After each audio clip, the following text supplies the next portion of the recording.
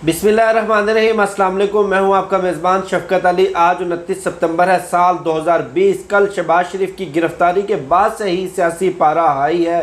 पहले मरियम औरंगज़ेब ने अपनी प्रेस कॉन्फ्रेंस में इदारों पर ताबड़तोड़ हमले किए। उसके बाद मरियम नवाज़ ने अपनी प्रेस कॉन्फ्रेंस में इदारों के ऊपर, पाकिस्तान की अदलिया पर, वज़ीर-ए-आज़म इमरान खान पर और नैब के ऊपर शहबाज शरीफ की गिरफ़्तारी का इल्ज़ाम लगाते हुए इसको नैब न्याजी गठजोड़ करार दिया और भी बहुत सारी बातें की उन्होंने।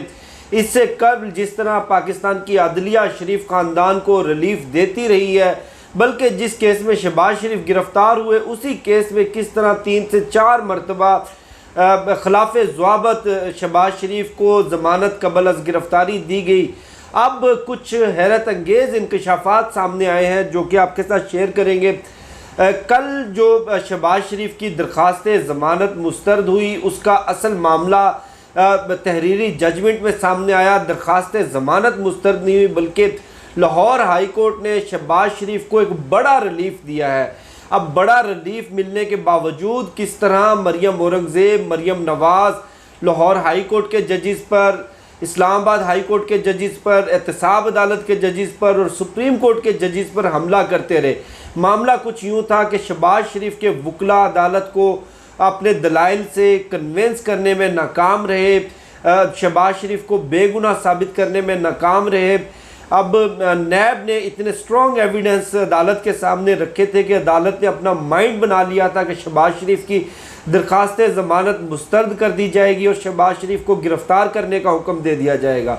इस मौके पर शहबाज शरीफ ने अदालत से इस्तदा की कि मैं अपनी दरख्वास्त वापस लेता हूँ, यानी कि जो उन्होंने दरख्वास्त ज़मानत दायर की थी जिस पे 3 मरतबा उनकी ज़मानत में तोसी हो चुकी थी, वो दरख्वास्त उन्होंने वापस ले ली। अब दरख्वास्त वापस लेने का मकसद ये था कि चूँकि इतनी डिटेल रिबटल हो चुकी थी, इतने डिटेल बहस हो चुकी थी, अदालत का जब तहरीरी ऑर्डर आता उस तहरीरी ऑर्डर से उस केस के मेरिट्स पर भी फ़र्क पड़ना था। अब शहबाज शरीफ ने यह देख लिया कि मेरी चोरियाँ इतनी वो साफ़ शफाफ है, जिस तरह वो कहते हैं कि मैंने हुकूमत साफ़ शफाफ अंदाज से की, इसी तरह चोरियां भी बड़े साफ़ शफाफ अंदाज से की जो कि साफ वाज़े तौर पर नज़र आ रही थी। वो पकड़े गए थे, रंगे हाथों पकड़े गए थे। उनको पता था कि अगर अदालत ने मेरिट पर फैसला दिया तो इस केस में उनके लिए मज़ीद कुछ नहीं बचेगा, आगे ट्रायल कोर्ट में जाकर उनके लिए मुश्किलात खड़ी होंगी।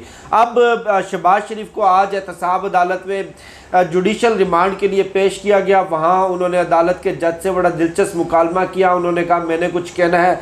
अदालत के एहतसाब अदालत के जज ने कहा कि अभी मज़ीद कुछ रहता है कहने के लिए।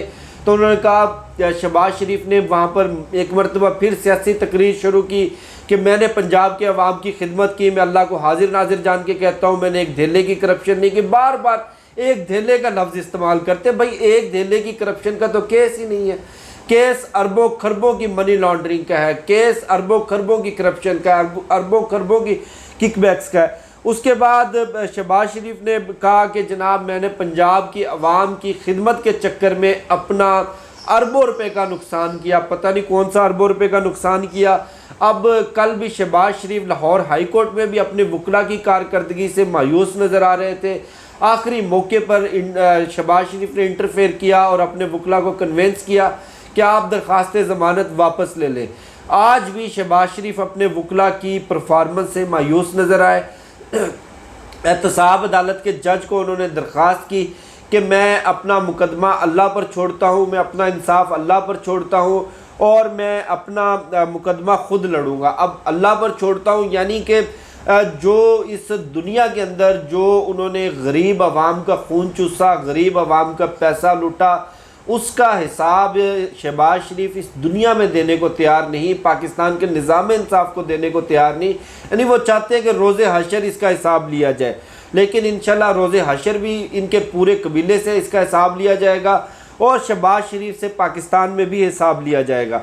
अब वो वकला की कारकर्दगी से मायूस होने के बाद अपना मुकदमा खुद लड़ने का फ़ैसला किया। पता नहीं इनके पास कौन सी कानूनी डिग्री है, कौन से कानूनी दाव पेच आते हैं।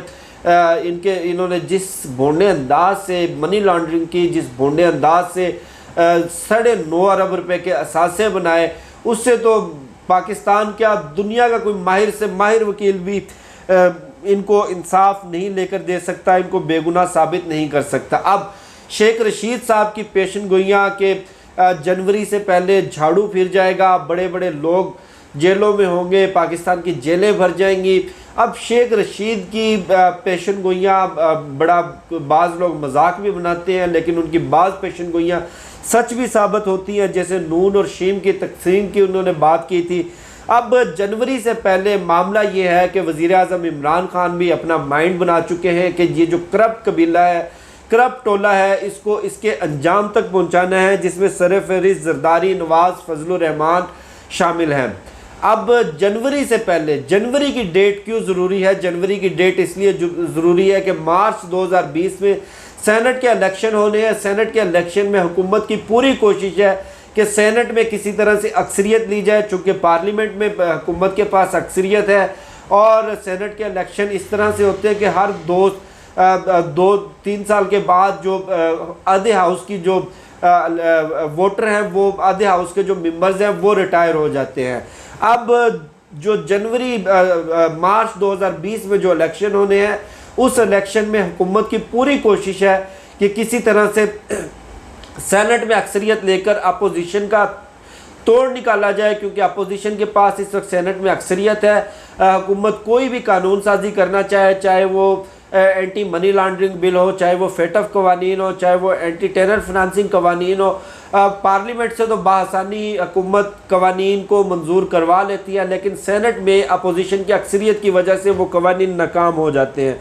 अब एक ख़बर ये भी चल रही है कि वज़ीर आज़म इमरान खान ने सदारती निज़ाम लगाने का फ़ैसला किया है। सदारती निज़ाम, चूँकि इसके लिए पाकिस्तान के कानून में, पाकिस्तान के आइन में 2/3 अक्सरियत की ज़रूरत है। 2/3 अक्सरियत इस वक्त तहरीक इंसाफ के पास मौजूद नहीं, लिहाजा इस टन्योर में सदारती निज़ाम लाना या सदारती निज़ाम किसी तरह की आइन में तब्दीली करते हुए बहुत मुश्किल नज़र आ रहा है। अब नून और शीन की तकसीम की जो बात शेख रशीद साहब करते थे, जिसमें शिबली फराज जो वफाकी वज़ीर इत्तलात और नशरियात हैं, उन्होंने भी ये दावा किया कि नून लीग में एक बड़ी बगावत ने जन्म लिया है, खुसूसन नवाज शरीफ की तकरीर के बाद, और एक बड़े धड़े ने नवाज शरीफ से ला ताल्लुकी का इजहार कर दिया और मुतालबा किया कि नवाज शरीफ पाकिस्तान वापस आकर अपने खिलाफ मुकदमात का सामना करें। अब आज नून लीग के 5 MPs ने वज़ीर आला पंजाब से मुलाकात की, जिनमें जलील शर्कपुरी, चौधरी अशरफ अंसारी, मोहम्मद गयासुद्दीन, मोहम्मद फैसल खान न्याजी और यूनस अंसारी शामिल थे। और जो एलामिया इस मुलाकात का जारी किया गया, इन MPs ने यह जवाब दिया कि चूँकि उस्मान बुज़दार वज़ीर आला पंजाब हैं, हम अपने अपने इलाके के मसाइल के हल के लिए उस्मान बुज़दार के पास गए थे। बतौर वज़ीर आला उस्मान बुज़दार पे हम भरपूर एतमाद का इज़हार करते हैं और इनकी मुकम्मल हमायत का ऐलान करते हैं। यानी कि एक एक करके ये वाज़े दराड़, वाज़े तकसीम नज़र आना शुरू हो गई है नून लीग में, नून और शीन की। ये थी आज की कुछ अहम डेवलपमेंट्स जो मैंने आपके साथ शेयर की। मुझे शफ़क़त अली को दीजिए इजाज़त। इंशाल्लाह फिर नेक्स्ट वीडियो में मुलाकात होगी। पाकिस्तान जिंदाबाद।